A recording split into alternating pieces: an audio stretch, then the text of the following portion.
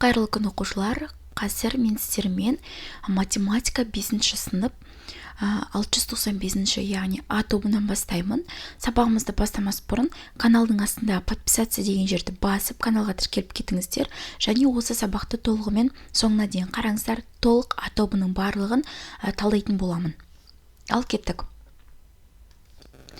Так, жүйектегі бүлдіргенді еңлік 20 минут, әйгерім 30 минут тереді. Жүйектегі бүлдіргенді еңлік пен әйгерім бірлесіп терді. Қыздар жүйектегі бүлдіргенді неше минутта теріп болады? Так, берілгені.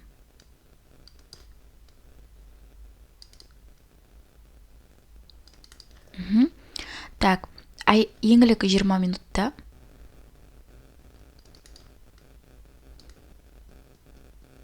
Әйгерім 30 минутта.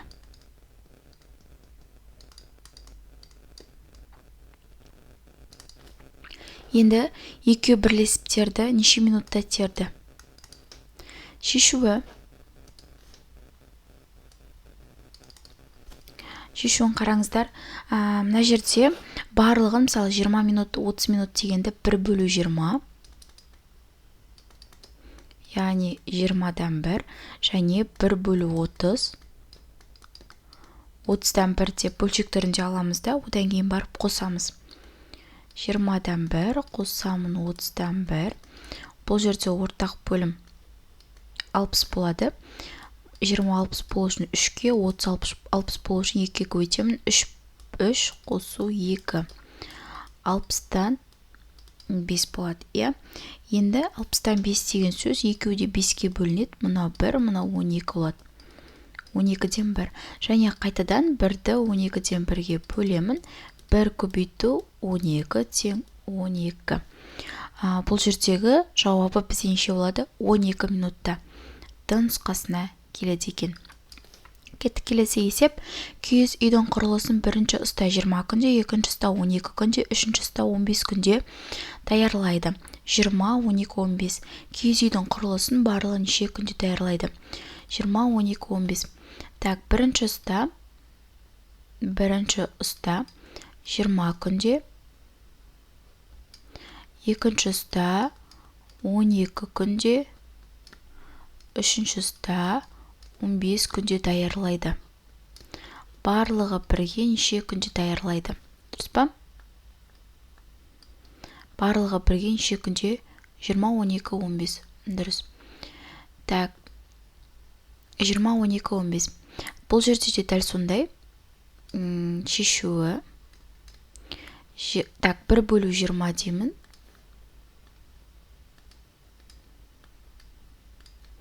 1/20 тең 20-дан 1. 1/12 тең 12-ден 1. 1/15 тең 15-ден 1. Енді осыны қосамыз. 20-дан 1, қосам 12-ден 1, қосам 15-ден 1. Бұл жерде ортақ бөлім бізде 60 болады. Мына бөліміндегі 20-60 болу үшін 3-ке көбейтем. Мынау 60 болу үшін мен 5-ке көбейтем. Мынау 60 болу үшін 4-ке көбейтем.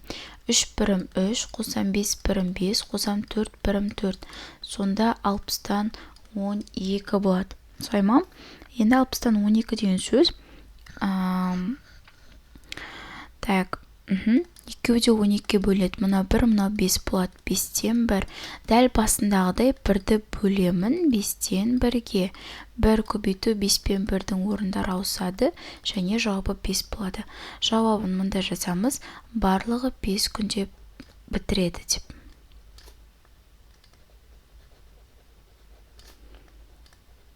Бітіреді.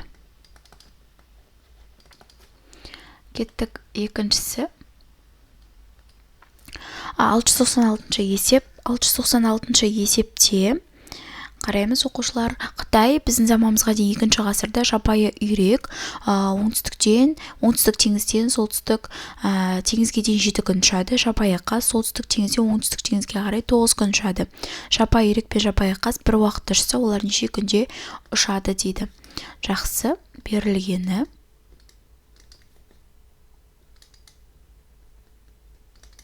Бұл жерде жапайы үйректі. Так, былай жасайық. Үйректик. 7 күнде. Қаз 9 күнде. Енді екеуі бір уақыт неше күннен кейін кездеседі? Барлығы, иә? Или барлығы емес, былай жасасақ та болады. Олар неше күннен кездеседі? Сұрақ белгісі үй күн деп қояйық. Так, шешуі. 7 күн дегенді біз қалай жазамыз? 1 бөлу 7 деп жазамыз.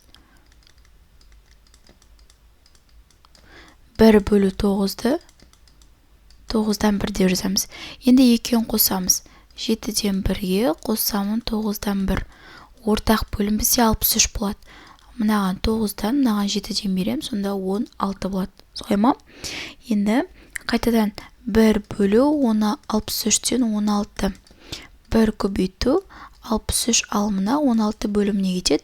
Жауабы 63-тен 16. Бұл дегеніміз 3,16-тан 15 деген сөз.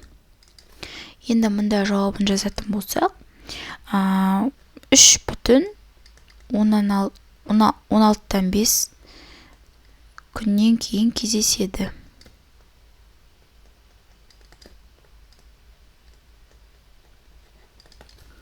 Жақсы, келесі есепке көшейік. Бұда тоже. Так, бір қойды арыстан 697 есеп. 2 күнде жейді. Так, арыстан. Неше күнде? 2 күнде. Қасқыр. 3 күнде. Ит 6 күнде. Бірлесіп.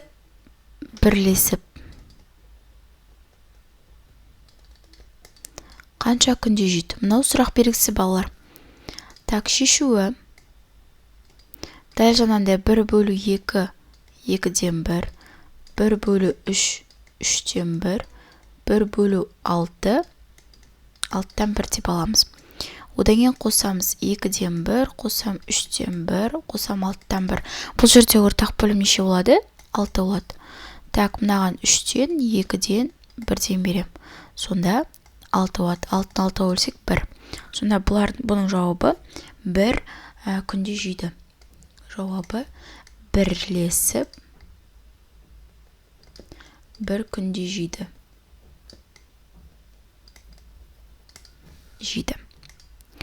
Кеттік 4-ші есеп. 698-ші есеп. Так, хауыз 1-ші және 2-ші құбырдан аққан сумен 6 сағатта толады. Енді су 1-ші құбырдан ғана ақса 10 сағатта толады. Ал 2-ші құбырдан ақса ол қанша сағатта толады дейді. Бұлай жасаймыз. Берілгені, так, бізде 2 бірге ақсая, бірлесіп бірге 6 сағатта. Ал тек қана 1-ші құбырдан ақса, онда 10 сағатта. Табу керек 2-ші құбыр. Шешуі.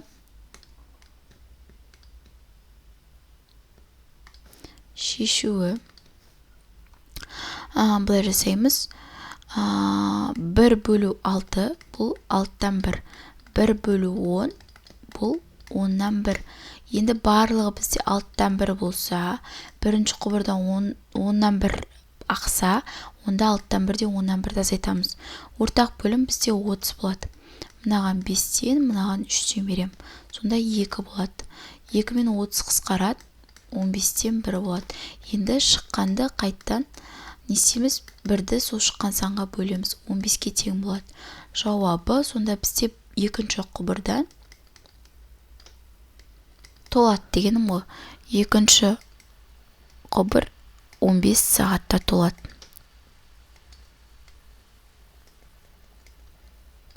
Деп есептейміз. Кеттік 699 есепте. Ағасы, інісі, қарындасы бірлесіп қардан ақ қаланы 12 минутта жасады. Қардан жасалған осы ақ қаланы егер ағасы ғана жасаса 24 минутта, егер інісі ғана жасаса 40 минутта жасайды.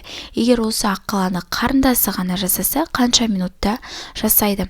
Так, бұл жерде барлығы бірлесіп неше минутта жасап тұр? Берілгені бірге неше минутта жасап тұр?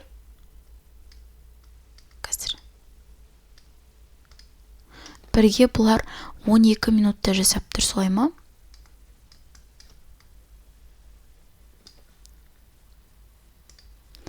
Так, бұл жерде ағасы, інісі және кім бар? Қарындасы бар, я?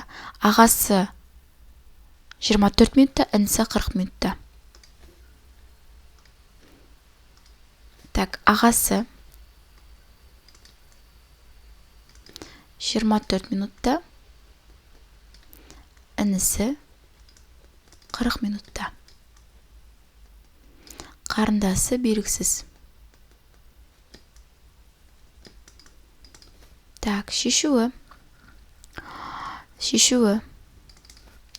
Так, 1 бөлу 12 деп аламын. Бұл 12-ден 1. 1 бөлу 24 деп аламын. Бұл 24-тен 1. Солай ма? 24-тен 1. Енді 1 бөлу 40 деп аламын. Бұл 40-тан 1. Барлығы бізде бұл жерде 12-ден 1. Бұл барлығы болып саналады. Сонда 12-ден 1-ден азайтамын. Мына екеуін қосып қо. 24-тен 1 мен 40-тан 1-ді қосып. Так, енді бұл жерде ортақ бөлім деген нәрсе бар, е? Ортақ бөлім деген нәрсе бар. 12-ден 1-де жазып қояйын. Азайтамын деймін. Так, бұл жерде 24 пен 40-тың ортақ бөлімі бізде 960 болады. 960 болады, е. Так, бұл бізде ортақ бөлім 120 болады.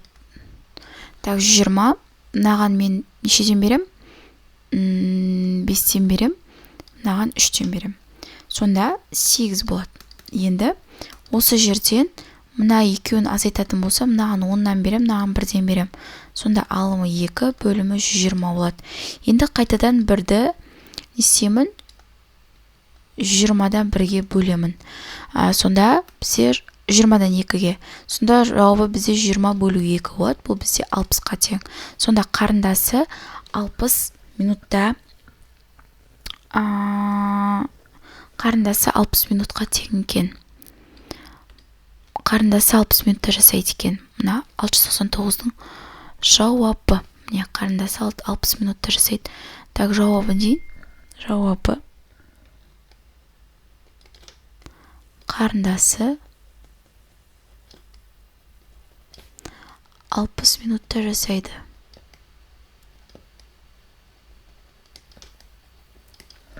Так, енді бұл А нұсқасы, енді Б нұсқасы дәл осы сабақтан кейін шығады. Осы каналға тіркеліп, лайк басып кетіңіздер, оқушылар.